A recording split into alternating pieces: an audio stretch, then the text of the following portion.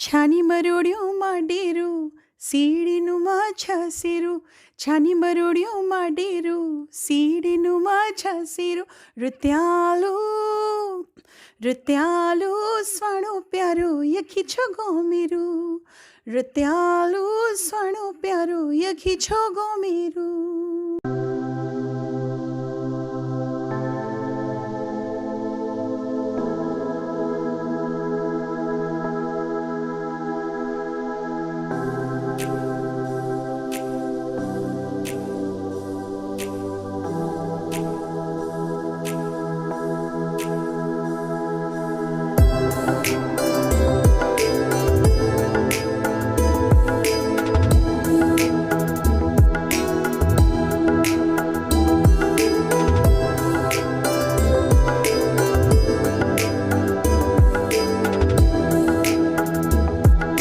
उत्तराखंड की नौनी आज पहुंची हैं सोनिया आनंद रावत जी के पास। सोनिया आनंद रावत जी फेमस सिंगर तो हैं ही, साथ में महिलाओं के लिए बहुत ही खास काम कर रही हैं।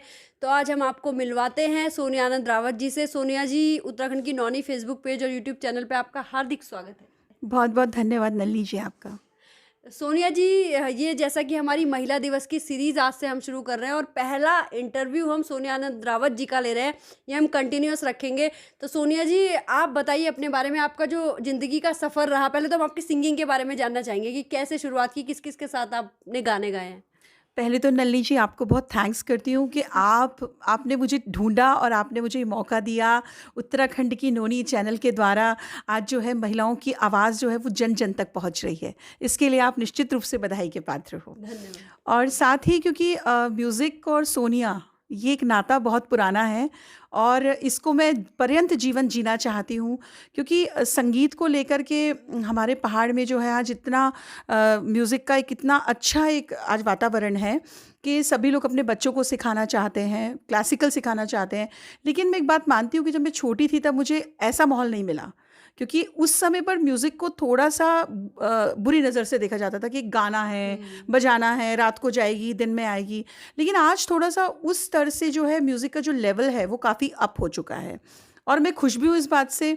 लेकिन जो मेरा जीवन रहा वो बहुत स्ट्रगल में रहा, क्योंकि हम लोग ऑर्केस्ट्रा में भी गाते थे और हम लोग जो है फिर अपने फ़ोक भी गाते थे। मतलब हर चीज़ हम लोग, चाहे हरियाणवी हो, जहाँ पे मौका मिलता था हम लोग गाते थे। लेकिन मेरा एक प्लस पॉइंट ये रहा कि मैंने म्यूज़िक सीखा। क्लासिकल म्यूज़िक जो था वो मेरे क्योंकि एम था लाइफ़ का कि मुझे, जैसे मैं लता जी को बहुत मानती हूँ और लता जी को जब मैं देखती थी तो मुझे लगता था कि मैं भी एक लता जी जैसी बनूँ। लेकिन कभी-कभी कहते हैं कि हालात वैसा नहीं, कहीं और कुछ और दिशा मिल जाती है। लेकिन फिर भी मैंने म्यूज़िक को कभी नहीं छोड़ा, चाहे प्रोग्राम्स हों, चाहे रिकॉर्डिंग्स हों, चाहे गढ़वाली फ़ोक हो या राजस्थानी फ़ोक हो, मैंने हर चीज़ में अपने आप को इन्वॉल्व किया। और इसी के साथ-साथ जो है मुझे फिर एक जिसे कहते हैं प्रोफ़ेशनल आर्टिस्ट का एक दर्जा मिला, क्योंकि मैं हर चीज़ गा सकती हूँ, चाहे वो गज़ल हो, भजन हो। तो इसलिए मैंने म्यूज़िक को हमेशा अप रखा, अपनी ज़िंदगी के साथ जोड़ के रखा। और ईश्वर की कृपा से शान जी के साथ, गुलाम अली जी के साथ, प्रसून जोशी जी के मैंने कुछ गीत गाए हैं, गोपाल दास नीरज जी के गीत गाए हैं, संतोष आनंद जी के गीत गाए हैं। तो ये मेरे लिए एक बहुत बड़ा ऑनर है कि मैं उत्तराखंड की नोनी हूँ, लेकिन उसके साथ-साथ मैं पहाड़ पर भी और अपने गढ़वाल रीजन से भी, अपने मतलब हर जगह मैंने परफ़ॉर्म किया। ये मेरा सौभाग्य है।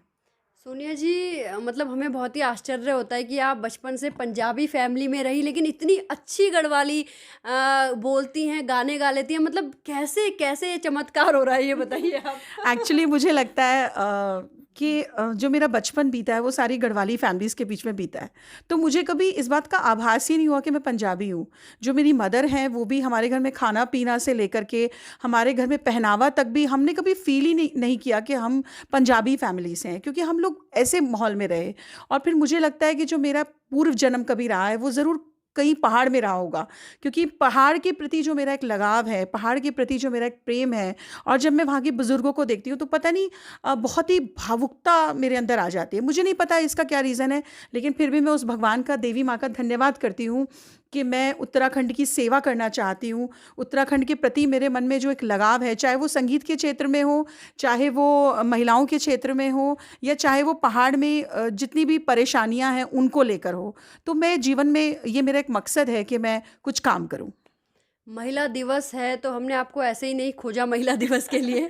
तो आप महिलाओं को लेके अब क्या ख़ास काम करने वाली हैं? क्योंकि आपने भी जीवन में बहुत से संघर्ष झेले हैं, तो आप महिलाओं को लेके ऐसे क्या प्लेटफ़ॉर्म देने वाली हैं अब आगे? नलिनी जी देखिए, मैंने कष्ट देखे हैं, इसमें भी कोई दौराय नहीं, और बचपन से ही देखे हैं। मुझे लगता है कि हर किसी को थोड़ा बहुत कष्ट देखना चाहिए, तभी वो, जैसे कहते हैं ना कि सोना कैसे बनता है, पहले उसको बहुत तपाया जाता है, तब सोना सोना बन के आता है। तो मुझे लगता है हमारे बच्चे हों या कोई भी हो, उनको बहुत ही, उनको स्ट्रगल करने की हैबिट होनी चाहिए, क्योंकि विदाउट स्ट्रगल आप ज़िंदगी में कुछ कर ही नहीं सकते। और रही महिलाओं की बात, जब मैं आज जाती हूँ हर जगह, हमारे उत्तराखंड की, मतलब कई पहाड़ों पे जाती हूँ, जैसे अभी हम मसूरी में जा रही हूँ मैं, क्योंकि मेरे घर से काफ़ी नज़दीक है। तो वहाँ पे भी हम जब इंटीरियर्स में जा रहे हैं, तो वहाँ पे महिलाओं के पास कोई काम नहीं है, लेकिन वो टैलेंटेड है। टैलेंट की कोई कमी नहीं है उत्तराखंड में, और मैं सैल्यूट करती हूँ अपनी उत्तराखंड की महिलाओं को, कि वाक़ई वो उस गरीबी के जीवन में भी वो कुछ अच्छा करने की सोच रखते हैं और कुछ अच्छा कर रहे हैं। तो इस मकसद को मैं चाहती हूँ कि मैं कुछ उसमें मतलब उनका सपोर्ट करूँ, और उनके जो जैसे अभी मैं एक गाँव में गई थी अभी, इंदिरा कुछ गाँव है, तो वहाँ पर जब मैं गई तो मैंने वहाँ पर देखा कि वहाँ पे महिलाएँ निटिंग बहुत अच्छी कर रही थी, तो मैंने वहाँ पर फिर लोगों को ऊन प्रोवाइड कराई। हालाँकि उनके पास ऊन खरीदने के भी पैसे नहीं हैं, लेकिन मुझे खुशी होती है कि हमारी जो महिलाएँ हैं, उनके अंदर एक मकसद है कि मुझे कुछ करना है, और उसी मकसद को मैं और बड़ा बनाना चाहती हूँ और बड़े लेवल पे लेके आना चाहती हूँ। और मैं समझती हूँ कि इसमें मुझे बहुत सपोर्ट मिल रहा है। और अभी महिला दिवस के दिन हम लोग एक बहुत बड़ा कार्यक्रम कर रहे हैं, और बहुत सारी महिलाओं को ढूँढना चाहते हैं, और ख़ास कर मैंने उन महिलाओं को खोजा है। क्योंकि देखिए, बहुत लोगों को बहुत कुछ मिल चुका है, लेकिन हमें उन चेहरों को सामने लेके आना है जिन्हें आज तक कोई जानता नहीं है। तो हमने काफ़ी इंटीरियर्स में जाके उन महिलाओं को ढूँढा, कि जो लोग कर रहे हैं, जैसे एक महिला हैं, वो टीचिंग कर रही हैं कई सालों से, अब वो फ्री ऑफ कॉस्ट पढ़ाती हैं गरीब बच्चों को। तो मैं समझती हूँ कि वो वाक़ई वो महिला अपने आप में क्या होंगी, सोचिए आप, कि जिन्होंने पूरा जीवन अपना पढ़ाई स्कूल में टीचिंग किया, उसके बाद आज वो गरीब बच्चों को पढ़ाती हैं। तो हमने इस तरह के फेसेस ढूँढे और उनको ऑनर करने का ज़िम्मा उठाया। बहुत ही बढ़िया, बहुत ही शानदार। तो सोनिया जी, अब महिला दिवस है, तो महिलाओं के लिए आप कोई मैसेज ना दें? हम पूरा वीक चला रहे हैं, शुरुआत हमारी आपसे है, तो एक सुंदर-सा मैसेज आप हमारे दर्शकों के लिए, खासकर महिलाओं के लिए प्लीज़ कुछ दीजिए। नली जी, सबसे पहले तो मैं आपको बहुत बधाई देती हूँ। आप रियली, जो आपका उत्तराखंड की नोनी, जो मैं समझती हूँ कि नाम, अपने आप में नाम में ही बहुत कुछ बोलता है, नाम ही। तो उसके लिए मैं चाहती हूँ कि प्रदेश में जो है, महिलाओं को हम लोग, ठीक है, बोलते हैं हम लोग महिलाओं के लिए कि महिला शक्ति है, लेकिन आप सिर्फ एक ही दिन महिला दिवस मत मनाइए। आप इसको रेगुलर चलाइए, कि हर रोज़ महिला, हर एक महिला को सलाम हो। कम से कम एक महिला को उठाकर उनका इंटरव्यू ज़रूर लें, और उनकी जो, चाहे वो गरीब हो, चाहे वो अच्छे लेवल पे हो, चाहे वो डाउन लेवल पे हो, आप उनको, महिलाओं को सम्मान देने में जो आपने बीड़ा उठाया है, वो बहुत अच्छा काम आप लोग कर रहे हैं। और मैं चाहती हूँ कि हर दिन हर महिला को सलाम होना चाहिए। सिर्फ एक ही दिन महिला दिवस का नहीं, कि 8 मार्च आई तो हमने महिलाओं को सम्मान दे दिया। हर दिन हर महिला के नाम पे होना चाहिए। बिल्कुल, मतलब कि आपके ऑफ़िस में कोई महिला है, आपके पड़ोस में कोई महिला है, वो आगे बढ़ना चाह रही है, कुछ भी करना चाह रही है, तो आप पूरे साल हर दिन महिला दिवस मनाइए। यही मैसेज सोनिया जी का उत्तराखंड की नौनी के माध्यम से है। तो उत्तराखंड की नौनी से जुड़ने के लिए सोनिया आनंद रावत जी, आपका बहुत-बहुत धन्यवाद। Thank you very much Nalini ji, आपका बहुत बहुत शुक्रिया।